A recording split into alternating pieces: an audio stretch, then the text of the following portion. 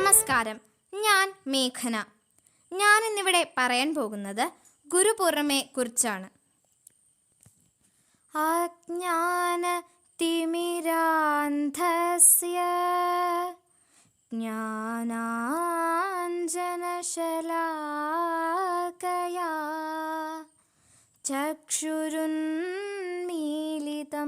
യേന തസ്മൈ ശ്രീ ഗുരവേ നമഃ. ആഷാഢമാസത്തിലെ പൗർണമി ദിനമാണ് ഗുരുപൂർണിമ ദിനമായി ആചരിക്കുന്നത്. നമ്മെ നമ്മുടെ സംസ്കാരത്തോടും സാധനയോടും അനുഷ്ഠാനങ്ങളോടും കൂടുതൽ ബന്ധിപ്പിക്കുന്ന ഏറ്റവും പ്രധാനപ്പെട്ട ഒരു ദിനമാണ് ഗുരുപൂർണിമ. ഈ ദിവസത്തിന് ആധ്യാത്മികമായും ശാസ്ത്രീയമായും വളരെയേറെ പ്രത്യേകതകളുണ്ട്. മഹാഭാരതം രചിച്ച വേദങ്ങളെ നാലായി തിരിച്ച വ്യാസമഹാമുനിയുടെ ജന്മദിനമാണ് ഗുരുപൂർണിമ. അതുകൊണ്ട് വ്യാസപൂർണിമ എന്നും ഈ ദിവസത്തെ അറിയപ്പെടുന്നു.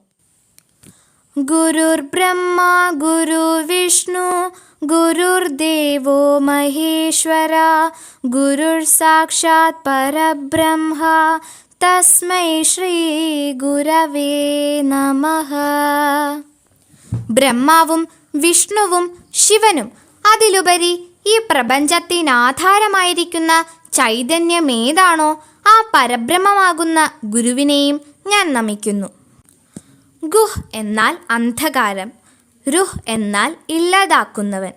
അതായത് നമ്മുടെ മനസ്സിൻ്റെ അന്ധകാരത്തെ ഇല്ലാതാക്കുന്നതാരോ അത് ഗുരു.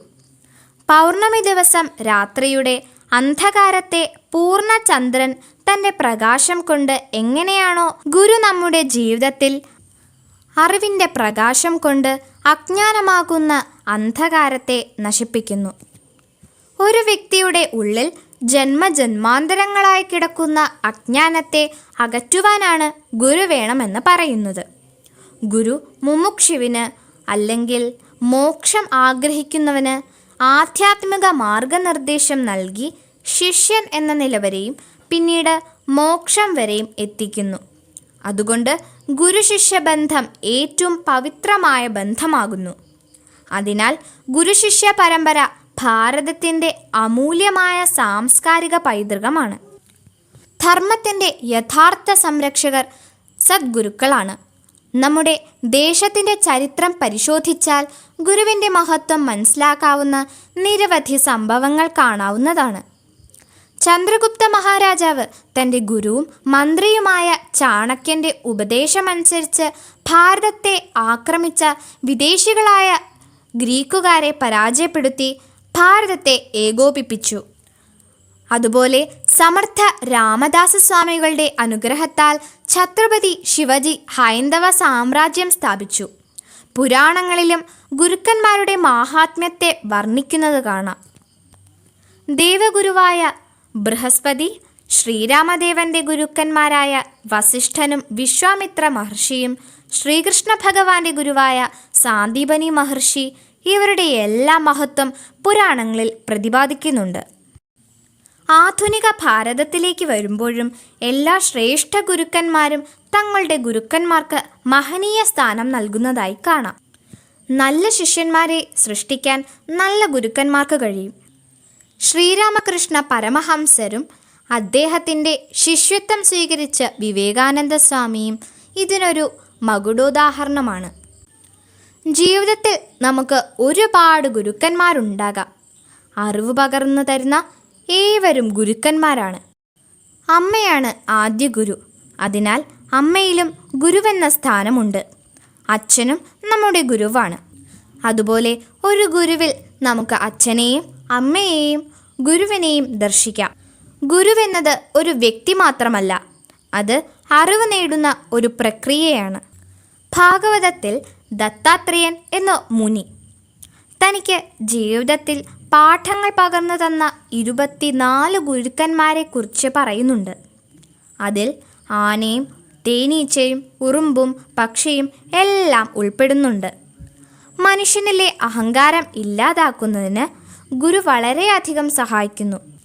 ഗുരുവിൻ്റെ സഹായത്തോടെ മാത്രമേ ഒരാൾക്ക് തന്നിൽ ഒളിഞ്ഞുകിടക്കുന്ന കഴിവുകളെ വികസിപ്പിച്ച് ജീവിത ലക്ഷ്യത്തിൽ എത്തിച്ചേരാൻ സാധിക്കുകയുള്ളൂ. ഒരാൾ സ്വന്തം ഇഷ്ടപ്രകാരം സാധന ചെയ്ത് ജീവിത ലക്ഷ്യത്തിൽ എത്തിച്ചേരാൻ ശ്രമിക്കുന്നത് വളരെ ബുദ്ധിമുട്ടുള്ള കാര്യമാണ്. മറിച്ച് ഒരു ഗുരുവിൻ്റെ കൃപ ലഭിച്ചാൽ അത് വേഗത്തിൽ നേടാൻ കഴിയും. ഉദാഹരണമായി, ഒരു കപ്പൽ അതിൻ്റെ അടുത്ത ലക്ഷ്യത്തിലെത്തുവാൻ 4 മണിക്കൂർ സമയം വേണ്ടിവരുന്നു. ഒരു ചെറുതോണി ആ കപ്പലുമായി ബന്ധിപ്പിച്ചാൽ തോണിയും 4 മണിക്കൂർ കൊണ്ട് ആ സ്ഥലത്ത് എത്തിച്ചേരുന്നു. പക്ഷേ തോണി തനിച്ചാണ് പോകുന്നതെങ്കിൽ കൂടുതൽ സമയം വേണ്ടിവരും. അതുപോലെ നമ്മുടെ സ്വന്തം ഇഷ്ടപ്രകാരം സാധന ചെയ്താൽ നമ്മുടെ സ്വഭാവദോഷങ്ങൾ, തെറ്റുകൾ ഇവ കാരണം പുരോഗതി നേടാൻ കൂടുതൽ സമയമെടുക്കും. എന്നാൽ ഒരു ഗുരുവിൻ്റെ നിർദ്ദേശത്താൽ സാധന ചെയ്താൽ ചെറുതോണിയെപ്പോലെ വേഗം ലക്ഷ്യത്തിലെത്താം.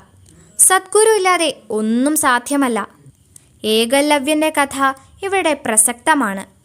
ദ്രോണാചാര്യരെ തൻ്റെ ഗുരുവായി പ്രതിഷ്ഠിച്ചതുകൊണ്ടാണ് ഏകലവ്യൻ ആയോധന വിദ്യ അഭ്യസിക്കുകയും അതിൽ അഗ്രഗണ്യനാകുകയും ചെയ്തത്. അതിനാൽ എപ്പോഴും ഗുരുചരണത്തെ ആശ്രയിക്കുക. ഗുരുകൃപാഹി കേവലം ശിഷ്യ പരമമംഗളം. ഗുരുമുഖത്തു നിന്നും നാം പഠിച്ച കാര്യങ്ങൾ ജീവിതത്തിൽ പകർത്തുകയും പാലിക്കുകയും ചെയ്യുമ്പോഴാണ് ഗുരു സംതൃപ്തനാകുന്നത്. അതുകൊണ്ട് ഗുരു പഠിപ്പിച്ച കാര്യം ജീവിതത്തിൽ പകർത്തുന്നത് തന്നെയാണ് ഗുരുദക്ഷിണ. വ്യാസായ വിഷ്ണുരൂപായ വ്യാസരൂപായ വിഷ്ണവേ നമോ വൈ ബ്രഹ്മനിധയേ വാസിഷ്ഠായ നമോ നമഃ. വിഷ്ണുവിൻ്റെ അംശവും ബ്രഹ്മജ്ഞാനം നേടിയ വ്യാസഭഗവാനെ ഈ ഗുരുപൂർണിമ ദിനത്തിൽ സ്മരിച്ചുകൊണ്ട് എൻ്റെ ഈ എളിയ വാക്കുകൾ ഗുരുപാദങ്ങളിൽ സമർപ്പിക്കുന്നു. ഓം തത്സത്.